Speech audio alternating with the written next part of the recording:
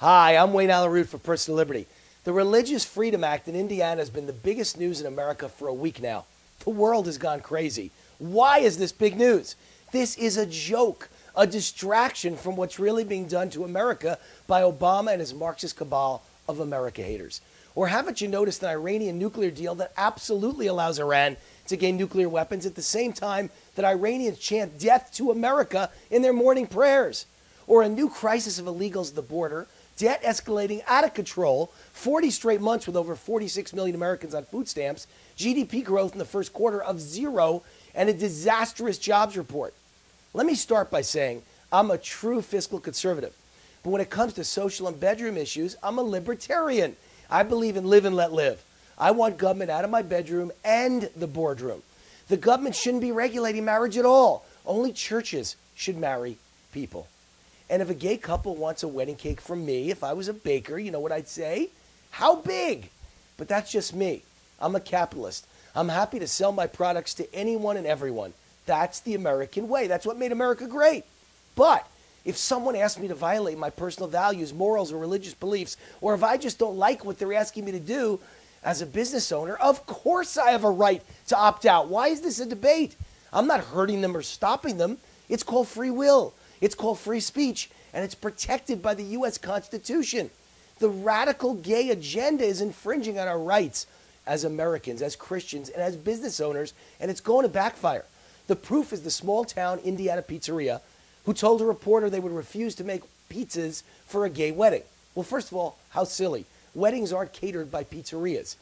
But instantly, they were inundated with death threats, and even a local coach asking others on Twitter to join her in burning down the pizzeria. The family that owns the pizzeria ran for their lives. Then something interesting happened. America supported them to the tune of over $842,000 donated by strangers in an online funding site. This pizzeria owner just won the lottery. He should thank God for the radical gay agenda. But back to hypocrisy and fraud. First, the Indiana bill is a copy of a federal law signed by Democratic President Bill Clinton in 1993. Isn't Bill Clinton a friend of gays? Aren't gay activists supporting Hillary Clinton for president? Yet not one gay activist in all of America thought to blame the Clintons. This is just like the radical feminist activists who loved Bill Clinton and never said a word as he used his position of power to have sex with a young intern. Isn't that the very definition of sexual harassment? If it was a Republican president, the same radical feminists would have screamed for resignation or impeachment. But when Bill Clinton was the perpetrator, not a peep from the feminists. Hypocrites. Then there's Obama. What a hypocrite. Iran doesn't discriminate against gays. They murder them. They throw them off roofs after torturing them. It's barbaric. Yet Obama and Kerry are doing business with Iran. Why are they willing to sit at the table and negotiate with gay killers? And if gay rights are really so important to Obama, why isn't the right to not be murdered for being gay not part of the Iranian nuclear negotiation? Hypocrites. Then there's Apple CEO Tim Cook.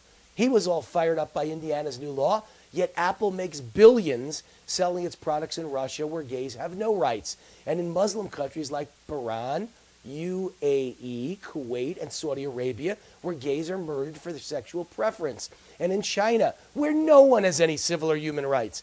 Why doesn't Apple stop selling iPhones and iPads in those countries? Why doesn't Apple close its Moscow store immediately?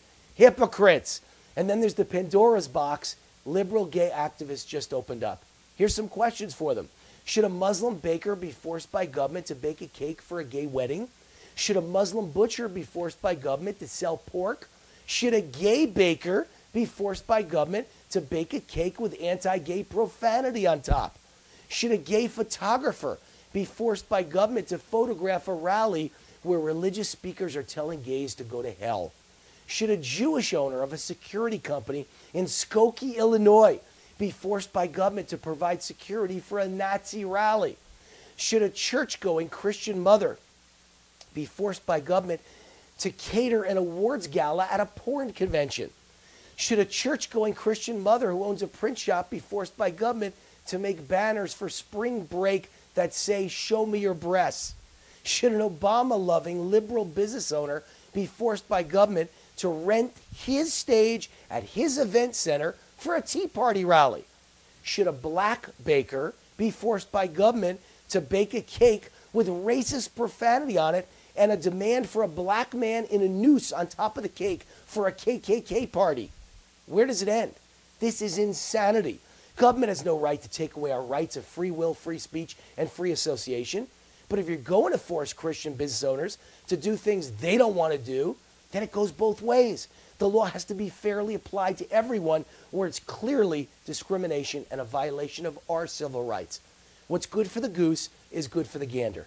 I have a feeling liberals and gay rights activists are going to be very sorry they ever opened this door. I'm Wayne Allen Root for Personal Liberty. See you next week. God bless America.